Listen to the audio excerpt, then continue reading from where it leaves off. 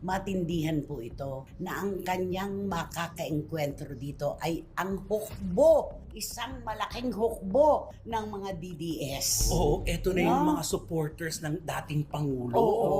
na hindi na inaasa na nagsimula sa biro na eto na. Eto ang bunga ng pagbibiro niya. Ayan, ito'y nagsimula sa paglalaro. Ay, Diba?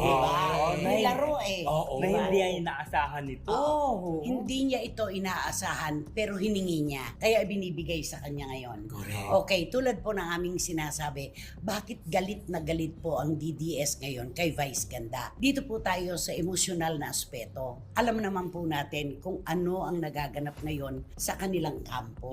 Ang kanila pong hinahangaan ang dating Pangulo, ang itinuturing po nilang pinakamahusay na Pangulo na nagkaroon ng Pilipinas. Yun ang Yes. kanilang paninindigan. Totoo. Nasa The Hague po ngayon, nasa Netherlands, nakakulong, may edad na. Ano ang sabi nila? Kapag nakahiga na ang tao, pag nakadapa na, hindi mo na sinisipa. You don't kick a dying dog. Sabi niya. Oo, tama.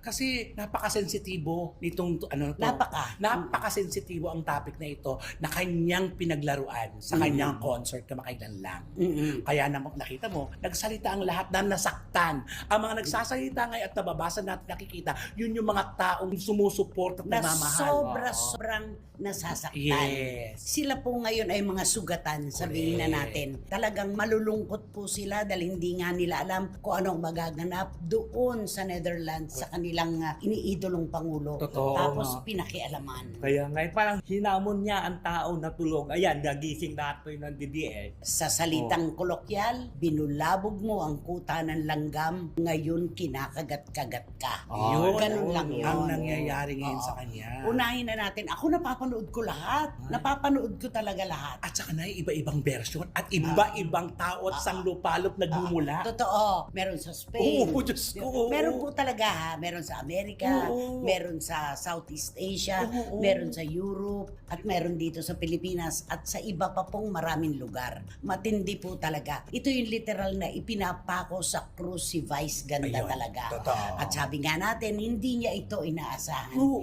Hindi niya alam na ganito pala kalaki ang sunog na magaganap pagkatapos niyang paglaruan ang pangalan ng dating Pangulo. Maaring nag-expect sila habang sinusulat nila itong script na ito, pero hindi ganito kalaki.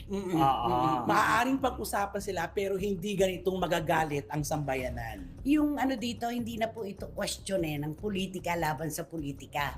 Ito po ay question na ng respeto na ibinibigay sa mga dating naglilingkod sa ating bayan. Katulad ng